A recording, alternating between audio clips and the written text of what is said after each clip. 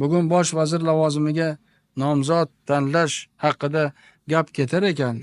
Albatta, bu o'ta murakkab va og'ir masala ekanini hammamiz o'zimizga to'g'ri tasavvur qilamiz.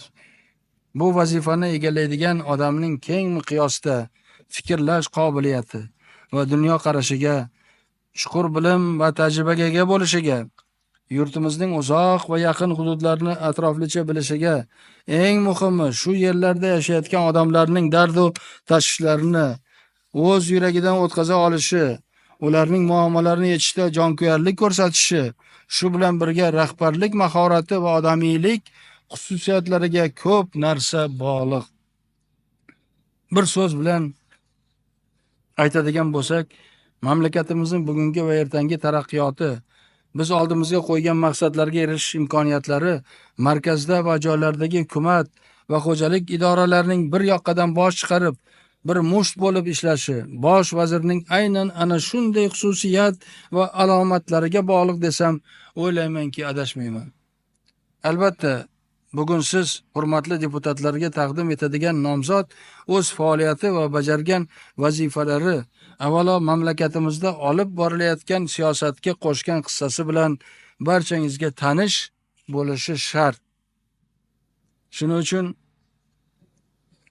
yana bir masalaga e'tiboringizni jalb qilmoqchiman. Hozirgina men sizlarga bayon qilgan ma'ruzada o'tgan 2004-yil davomida mamlakatimizning ko'pgina sohalarda, birinchi galda iqtisodiyot sohasida yutuqlari haqida atroflicha fikr yuritildi. Biz bu yuksak marralarni avvalo xalqimizning fidokorona mehnati evaziga qo'lga kiritganimizni yaxshi anglaymiz va shunga tan olamiz va bundan haqli ravishda faxrlanamiz. Biz erishgan bu katta yutuqlarni bugungi kunda boshqa davlatlar, nufuzli xalqaro tashkilotlar, obro'li ekspert va kuzatuvchilar ham tan olmoqda.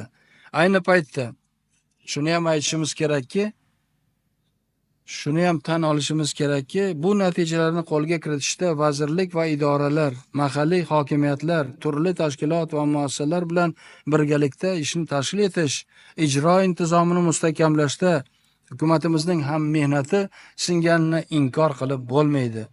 Adolat nuqtai nazaridan qaraganda 2003-yilning dekabr oyidan boshlab hukumatni boshqarib kelayotgan Shavkat Miromonovich Mirziyoyevning ham bu ko'rsatkich va natijalarga erishishda albatta xizmatlari bor. Shularning barchasini inobatga olib, men Shavkat Mirziyoyevning nomzodini O'zbekiston Respublikasi bosh vaziri lavozimiga tavsiya etishni lozim deb topdim va siz hurmatli deputatlardan ana shu nomzodni qo'llab-quvvatlashni so'rayman. Aziz do'stlar, mana shu fursatdan foydalanib yana bitta muhim masalaga e'tiboringizni jalb qilmoqchiman. Ota-bobolarimizdan qolgan qutlug' qadam haqidagi naql borki, hozir shuni eslatishni o'rinli deb bilaman. Ya'ni el yurtimiz yangi kelgan inson, u rahbar yoki mehmon bo'ladimi? Uning kelishi va qadam bosishini aynan shu nuqtai nazardan baholaydi. Haqiqatdan ham rahbar ming bor tajribali, ming bor aqlli va o'ta kuchli bo'lishi mumkin, lekin qadami qutlug' bo'lmasa, omadi kelmasa, ish yurishmaydi. Mana shu minbardan turib so'zimni yakunlab aytmoqchiman. Hammamizni ham omadimizni bersin, hammamizning qadamlarimiz qutlug' bo'lsin.